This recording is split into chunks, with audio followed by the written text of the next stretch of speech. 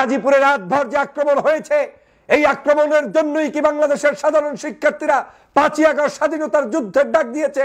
5ই August Sheikh হাসিনাকে দেশ থেকে পালাতে বাধ্য করেছে? এই স্বাধীনতার জন্যই কি সাধারণ শিক্ষার্থীরা নিজের জীবনকে বাজি রেখেছে? 2000 মানুষ শহীদ হয়েছে, 50,000 মানুষ আহত হয়েছে। এই জন্যই কি গাজীপুরে মাইর খাওয়ার জন্য, রাতভর তাদের উপরে অত্যাচার নির্যাতনের স্টিম রোলার চালানোর জন্যই কি 5 তারিখের স্বাধীন হয়েছে? নাকি এখনো আমাদেরকে আবার গর্জে উঠতে হবে এই স্বাধীনতা রক্ষার জন্য? পতিত লীগকে ঠান্ডা করতে 3 দিনের জন্য স্বরাষ্ট্র উপদেষ্টা হতে চান ফয়জুল।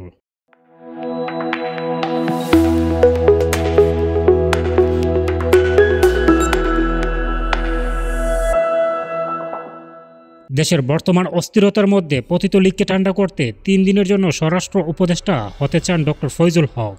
তিনি নিজেকে 3 দিনের জন্য স্বরাষ্ট্র উপদেষ্টা নিয়োগের দাবি জানিয়ে বলেছেন, এই 3 দিনের মধ্যে পতিত লীগ সম্পূর্ণরূপে ঠান্ডা হয়ে যাবে, ব্যর্থ হলে রাজনীতি ছেড়ে দেব।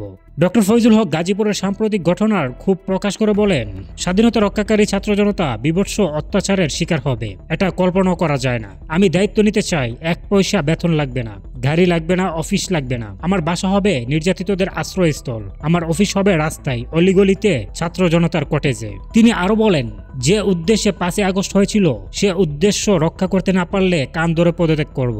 শহীদদের সাথে আর তামাশা চলবে না। ডক্টর ফয়জুল হক তার বক্তব্যে সাবেক প্রধানমন্ত্রী শেখ হাসিনাকে অবৈধ আখ্যা দিয়ে বলেন, দেশকে রক্ষা করুন, হাসিনার ষড়যন্ত্র থেকে মুক্ত করুন। আমি জানি আমার ভাইয়েরা কি চায় এবং কি করতে হবে।